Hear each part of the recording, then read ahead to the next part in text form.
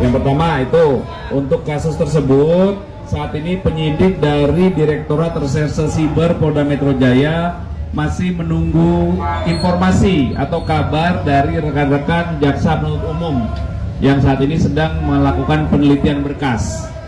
Jadi kami masih menunggu ya hasil penelitian berkas dari rekan-rekan jaksa penuntut umum. Tapi nanti kami pastikan ya, pastikan lagi. Masih menunggu ya. Tapi Pak, kendala dari P21 itu apa Pak selain barang bukti? Yang jelas terakhir berkas sudah dikirim ke jaksa penuntut umum, saat ini sedang dilakukan penelitian kembali ya. Soal Lesti Pak, apakah ada pemanggilan? Masih berjalan, mohon waktu ya, sedang dilakukan proses pendalaman. Ini di dalam KUHAP ada itu. Ya ada itu, di undang-undang di KUHAP itu ada masa penahanan. Itu ada batasan, nanti itu nggak bisa terus menerus. Saya udah lupa, tapi itu 20, 30 bisa. Tapi kan kalaupun masa tahanan 30 hari itu selesai, apakah bisa langsung bebas atau gimana? Oh enggak, kalau belum selesai biasanya itu di undang-undang ada panjang itu. Habis begitu sudah berkas lengkap dilimpahkan ke jaksa. Jaksa mulai lagi masa penahanan baru. Yang dari polisi nggak dihitung lagi untuk masa penahanan. Berarti ini pihak dari jaksa JPU. Penyidik harus segera melimpahkan ke jaksa. Jadi kalau di polisi kan maksimum sekian hari. Kalau sudah dilimpahkan itu maka berlaku maksimum sekian hari lagi di kejaksaan. Jadi biasanya polisi sudah tahu sebelum masa berakhir kan harus lepaskan. Udah dilimpahkan berkasnya. Melihat kasus ini kita di sendiri kacamata hukum Bang Hotman seperti apa? Tanya jadi gue nggak ngerti. Bang, itu kan Bang berkasnya dikembalikan oleh jaksa, minta petunjuk. Itu biasa namanya petunjuk P19. apa Bang? Petunjuk apa biasanya Bang? Itu biasa, itu bukan berarti kasusnya tidak, itu hanya ada yang melengkapi berkas, ada yang saksinya kurang, itu hanya kelengkapan berkas. Ya kalau jaksa mau hentikan harus SP3. Mungkin tapi Bang misalnya beberapa kali dibatal apa kembali P19 beberapa kali. Banyak begitu kasus. Itu mungkin nggak akan di SP3 atau seperti apa? Kak, ya SP3 itu kalau Beberapa sudah kali. harus inisiatif dari kejaksaan. Kalau ternyata buktinya tidak cukup, ya di SP3. Seperti teman SP3. Yang lawan itu. Yang apa? Siapa itu yang juru pencemaran nama baik siapa itu? P21 itu artinya berkas perkara sudah lengkap dan siap dilimpahkan ke pengadilan.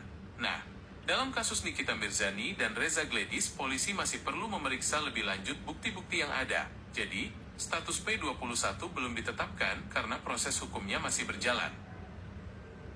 Kenapa belum P21 terus ya untuk kasus Nikita Mirzani? Kasus Nikita Mirzani dan Reza Gledis masih dalam tahap penyelidikan oleh pihak kepolisian. Saat ini, polisi sedang mengumpulkan bukti-bukti dan memeriksa saksi-saksi untuk memastikan apakah ada unsur pidana dalam kasus ini. Jadi, status P21 belum ditetapkan karena proses hukumnya masih berjalan.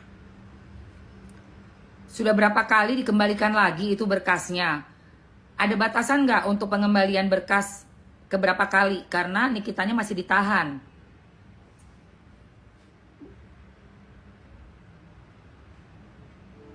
Berkas perkara Nikita Mirzani sudah beberapa kali dikembalikan karena belum lengkap. Kejaksaan punya waktu 14 hari untuk meneliti berkas yang dikirim polisi. Kalau belum lengkap, berkas akan dikembalikan lagi. Masa penahanan Nikita Mirzani bisa diperpanjang sampai 30 hari jika berkas belum lengkap. Batas akhirnya sekitar tanggal 2 Juni tahun 2025. Kalau masih belum lengkap juga tanggal 2 Juni 2025, apakah Nikita Mirzani bisa bebas? Jika berkas belum lengkap sampai tanggal 2 Juni tahun 2025, penahanan Nikita Mirzani bisa diperpanjang lagi. Perpanjangan ini biasanya diberikan jika penyidik masih membutuhkan waktu untuk melengkapi berkas perkara. Apakah kamu ingin tahu lebih detail tentang proses perpanjangan penahanan? Ya, beritahu saya tentang proses perpanjangan penahanan. Proses perpanjangan penahanan itu diatur dalam KUHP atau Kitab Undang-Undang Hukum Acara Pidana. Biasanya, perpanjangan penahanan dilakukan kalau penyidik masih butuh waktu buat menyelesaikan menyelesaikan penyidikan. Tapi, ada batas waktunya, dan pengadilan punya hak buat nolak perpanjangan kalau alasannya nggak kuat. Mau tahu lebih detail soal aturan perpanjangan penahanan dalam KUH? Ya, mau tahu.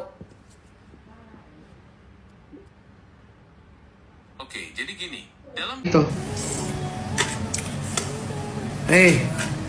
Emang nggak mudah, tapi dia aja yang bisa. Kau tahu Kapolri digugat, coba.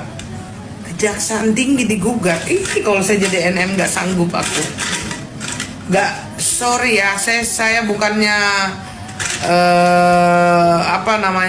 bukan pengecut ya. Bukan pengecut saya, tapi kan tahu sendirilah, saya tahu kan batas kekuatanku di mana gitu. Kalau NM, ya Kapolri aja digugat sama dia, gitu loh. Kejaksaan tinggi aja digugat sama dia. Hebat kan? Siapa lagi yang sanggup kalau bukan NM, kan? Iya kan? Bersuara kalian. Aku ini 243 ini cuma pelototin kita aja. Tidak ada yang bersuara, nggak ada aja kita ngomong. Begitu. Hebat kan? Ya, kita juga harus belajar kembali lah kepada pengacara-pengacara yang senior itu, supaya kita bisa memahami sampai di mana sih konteks hukumnya ini. Karena menyangkut uang frustasi, mungkin rekan kami bisa menjelaskan ya. Apa sih uang frustasi itu? Silakan. Ya, terima kasih Pak Surya. Jadi selamat sore rekan media. Saya menambahkan bahwa bisa pernah terjadi gugatan perdata ini menunda perkara pidana. Itu pernah terjadi. Tapi itu adalah peristiwa langka. Tidak dalam semua peristiwa hal tersebut bisa terjadi. Gugatan perdata dimaksud yang bisa digunakan adalah apabila dia menyangkut mengenai alas hak atas sesuatu. Jadi harus ditentukan dulu alas haknya jelas, baru pidananya bisa menjadi lebih terbuka. Tapi dalam konteks ini, kita lihat kembali, yang dipidanakan ini bukan mengenai alas hak, tapi yang dipidanakan adalah perbuatan melawan hukum berupa tindakan memeras atau meminta uang, yang menurut Mail gunanya adalah untuk tutup mulut. Jadi kalau uang untuk tutup mulut ini bukan alas hak. Karena bukan alas hak, tidak perlu ditunggu ada putusan perdatanya, bisa langsung pidananya berjalan. Jadi sebenarnya ini hanya modus daripada mereka, seolah-olah ada peristiwa perdata yang harus ditunggu supaya pidananya bisa berjalan. Tapi dalam hal ini tidak tepat. Karena yang dilaporkan bukan mengenai alas hak, tapi adalah uang tutup mulut yang diminta oleh Mail. Itu yang dipidanakan. Sementara yang mereka gugat adalah wan prestasi. Wan prestasi ini kan ingkar janji. Ingkar janji ini kita lihat lagi, yang berjanji siapa? Dalam gugatannya wan prestasi ingkar janji dikatakan bahwa ada Reza Gledis, ada Taubah Mufid, ada Kapolri, ada Kejaksaan Agung. Pertanyaannya, apakah benar Kapolri sama Kejaksaan Agung ikut waktu membuat perjanjian? Nah, kalau nggak ikut Kapolri sama Kejaksaan Agung membuat perjanjian, kenapa? Kan di Pengadilan Negeri Jakarta Selatan, ya pihak Nikita Mirzani ada melakukan gugatan kepada pihak ya tergugatnya Dr.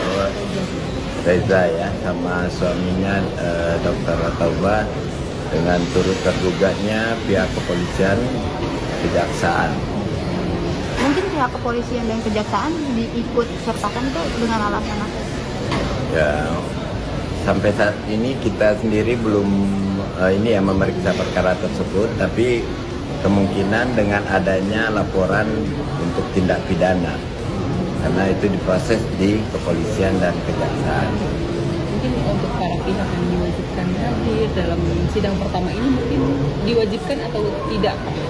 Ya tentunya dengan adanya relas panggilan kepada para pihak, tentunya wajib untuk hadir untuk proses persidangan yang sesuai dengan gugatan tersebut. Nggak usah minta-minta dokter O, dokter S diperiksa, kalau bisa dari saksi jadi tersangka, nggak usah. Nggak usah sosokan minta tolong untuk gelar perkara khusus, nggak usah. Lu minta tolong tapi mau ngatur-ngatur aparatur negara, lu siapa?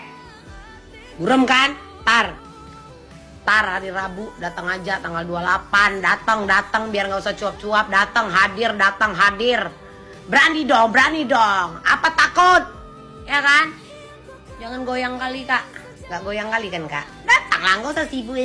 Nggak usah diarah-arahin, bujer-bajer diarahin. Ya, ingat ya, kalian harus berbicara, membahas AIWO biar sampai ke telinga aparatur, biar sampai ke para masyarakat Indonesia. Nggak usah. Datang hari Rabu, jumpa di situ. Apa takut? Hah? Nggak goyang kan, Kak? Nggak usah sok-sok ya. Wajib hadir. Wujud.